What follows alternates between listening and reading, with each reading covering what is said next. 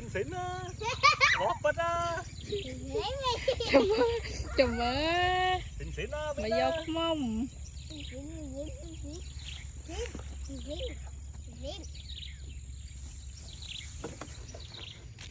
Cháu là bay á.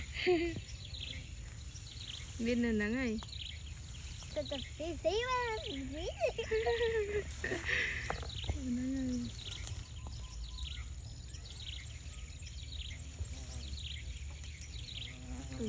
Thật ấy không?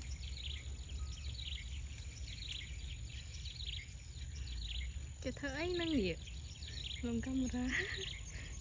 Coi coi coi.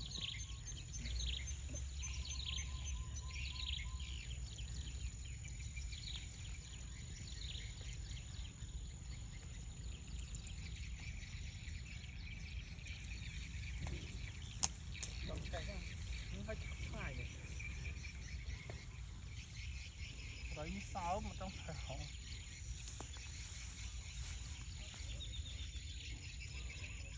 Chị vật này đã đọc mông. Đầu bay. Trong bòi dầu. Nên nó bảo bánh petrol. Mà phải thôi. Bánh petrol. Ác cả nó bay.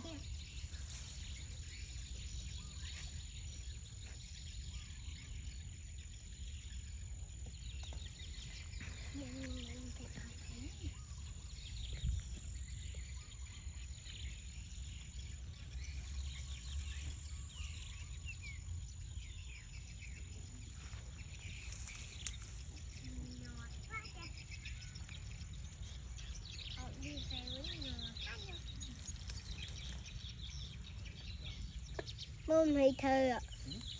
Thơ còn mấy giờ dân mới mà thơ tao nè, đây là cường. Thật là ngày.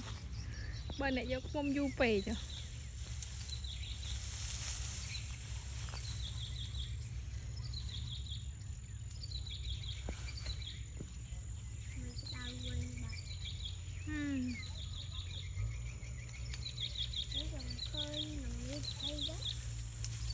Ừ. Màu ơi, màu ơi. Vin ơi, màu ơi. Ý. Nông mà Vân thông sang nè. Ôi, thông trời ơi nó. Rất là mông mà. Ừ. Ý, ăn chạy. Một phần đang là mồm nhầm. Đây lơ ai mà mồm này. Ông cho iya.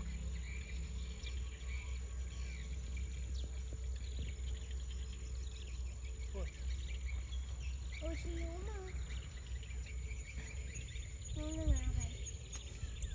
Nôm nay các bạn ơi. Trong kia đã camera thôi.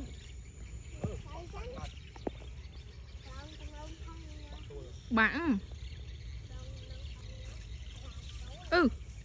Bà thấy thụ. Nếu vô có mông mà. Con nào vô ai chụp ngay buồn. Vô có mông.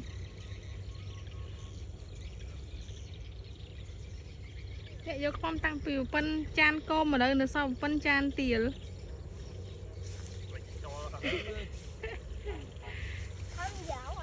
Không vô à, bảo quy nó không.